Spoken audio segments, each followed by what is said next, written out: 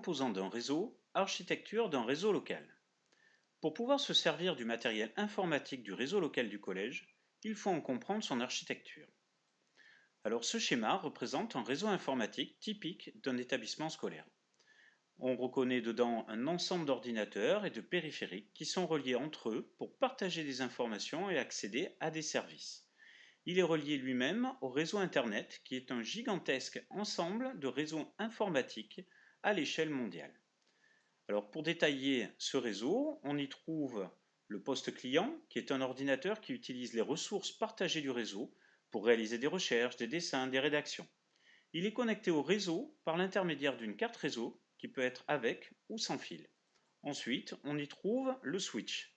C'est un commutateur réseau qui permet l'interconnexion d'appareils communicants, d'ordinateurs, de serveurs, de périphériques reliés à un même réseau physique. Ensuite, on y trouve des câbles réseau Ethernet RJ45 qui permettent de connecter tous les périphériques du réseau au switch par l'intermédiaire de leur carte réseau.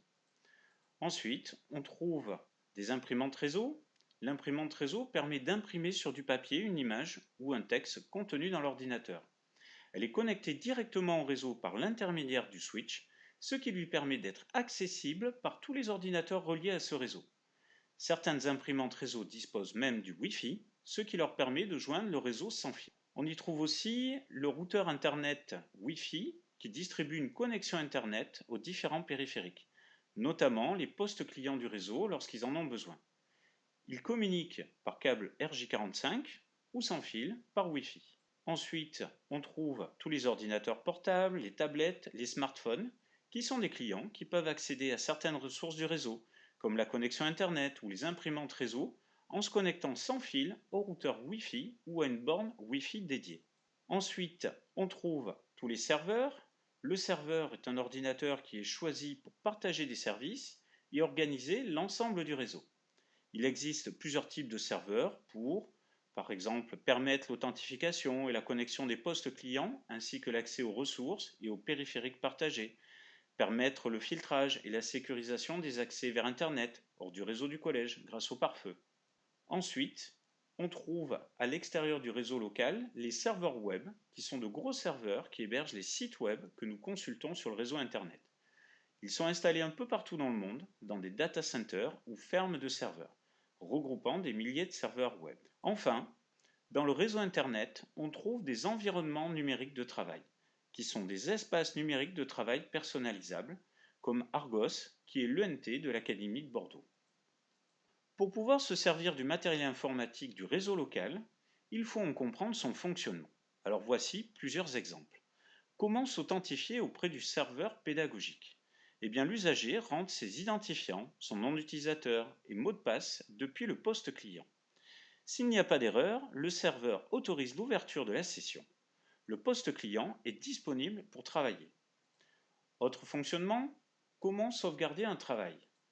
Eh bien, l'usager ne sauvegarde pas ses fichiers sur son poste client, mais sur le serveur de données. Il pourra ensuite ainsi retrouver tous ses travaux sur n'importe quel poste du réseau. Autre exemple, comment imprimer son travail?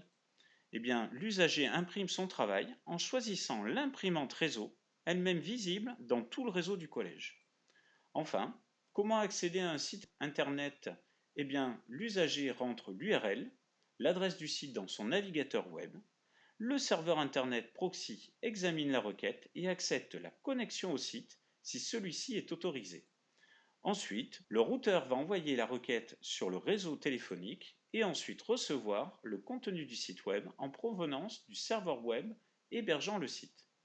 Enfin, le routeur va redistribuer les informations au poste client en passant par le pare-feu qui va vérifier qu'il correspond à un accès autorisé. En synthèse, pour pouvoir se servir du matériel informatique du réseau local du collège, il faut en comprendre son architecture et son fonctionnement. On utilise donc un schéma informatique pour représenter cette architecture du réseau avec ses différents composants et ses liaisons avec ou sans fil. Et ainsi, cela fait apparaître ses possibilités de fonctionnement.